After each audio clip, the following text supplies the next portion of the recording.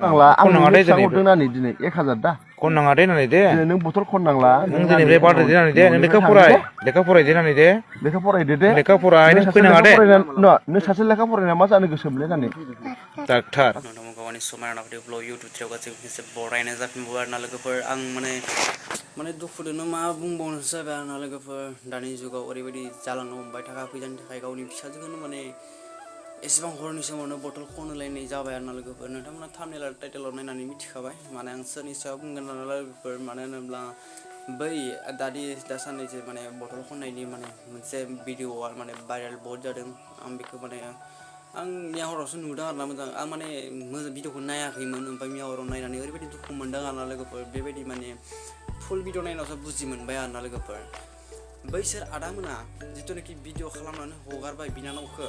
बैसोर आदामोना जुदि बे खालि नुसननानै जुदि भिडिअ बनायोमोनबा बे बथल खननाया अट'मेटिकलि जाबाय थागोन होननानै आं साननानै मोनदांदों आरोना जुदि भिडिअखौ नायनानै आरोना लोगोफोर आङो माने आं बिराद दुखु मोनदों आरोना एसेबां उन्दै गथ'खौ जुदि बे बिमा बिफाया मा होननानै हरनि समावहाय माने बथल खनहोनानै माने फानहोदों आरोना लोगोफोर माने बिमा बिफानियाव माने मथ'थे साननाय माने मेलेमफोरानो गैया बायदि मोनदां इमान मायना गथ'खौ बिसोरो माने हरनि समाव बथल खनहोनानै माने फानहोनानै फैसा खामायनानै मा खालामो जेनेबा गावसोरसो लायो ना बिनानावनि फरायनायावसो होयो आं बेखौ साननानै मोनाखै आरोना लोगोफोर आं आसरित मोनदों आरोना लोगोफोर गावनि फिसाजो एबा गथ' गावनि निजा माने जन्म होबाय जेला गावसोरो दायथ'खौ गावसोर लानांगोन ओमफ्राय गावसोरो जेनेबा इमान हरनि समावहाय गार्डेन बा मायावबा माने पिकनिक स्पटफोराव जुदि बेफोरबायदि हरनि समाव बथल खनहैयोबा खोबनि बिमा बिफानि माबायावनो दुखु फैगोन आरोना गावसोरनियाव मेलेम गैयाबाथ' गावसोरनियाव माने दुखुआ फैनाय नंला भिडिअखौ नायबानो जाबाय आरो बिनावनि थाखाय मोनसे शेयार खालामना होबानो जाबाय लोगोफोर मिथिबाय आरो चेनेलाव सोरबा गोदान फैदोंबा चेनेलखौ अननानै साबसक्राइब लाइक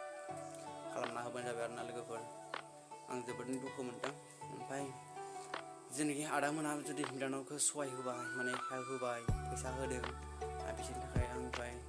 थेंक इउ स' माच जासिहरबाय आरोना आदामोन थेंक इउ स' माच नोंथांना दायो आंनि न' गोदानाव दंफैयो न'आ कमप्लिट जायाखै लोगोफोर माने जाथारसिगोन आरो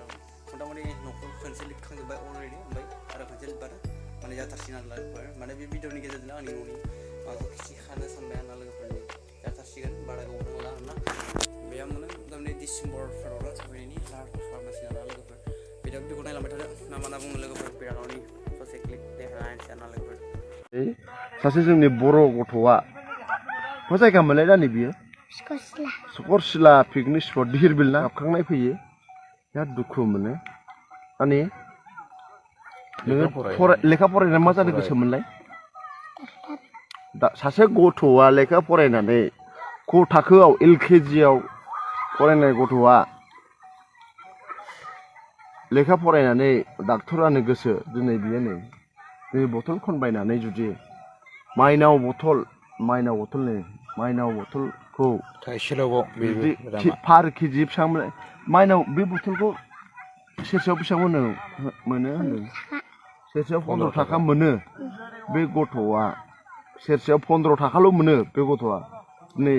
मा सेफटि दङ बे गथ'आ नै नायल' जाल' नै बे गथ'खौ नायल' जाल' अन्थावबाथ' गथ'आ दिनै सेरसेयाव 15 थाखा बथलनि खना जोंनि बर'आवबो बथल खनग्रा सारखे LKG नों क थाखोआव फरायना नानि खिन्थु नोङो बिदि खननो दरखार गैयामोन नों लेखा फराय बेनिफ्राय नों सासे डाक्टार नों बेखौनो फरायबाय था सासे डाक्टार फरायनो गोसो जादोंबा नों बथल खननाङा मामिखौ बुं थुनगा थुनगा बै आंनि बै गारि माबायाव दं दे आं नाम्बार हरनो बिनानै आङो नोंसिनि मामिया नोंनि लेखा फरायनायाव अभाब जायोबा आंनो फन हरनो थिनदो जानो दे दादाया मामिना मबाइल गैया सोरनिबा सोरनिबा आं नाम्बार हरगोन आंनो लेखा फरायनानै डाक्टार जानो गोसो आंखौ बथल दाखुरनो हो ओमफ्राय नैबे दादाया आंनि फरायनायाव माबा मोनसे उसुबिदा जायोबा आंनो फन हरनो नैबे नाम्बाराव फन हरनो थिनदों होननानै आंखौ बुं दे नायखौ दे आं नाम्बार हरगासिनो दं बै कलथे दं कलथे खादे खलथायाव नानि नोङो लेखा फराय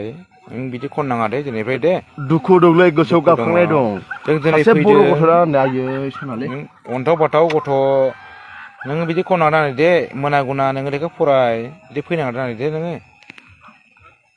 नों खननाङा दे बथल खननाङा दे नोंना मा जेनिफ्राय नाम होनदोंमोनलाय मा नानि अलखा अलखा मामोनलाय बसुमतारी अलखा बसुमतारीया दिनै मोनानि 8:28 जाबाय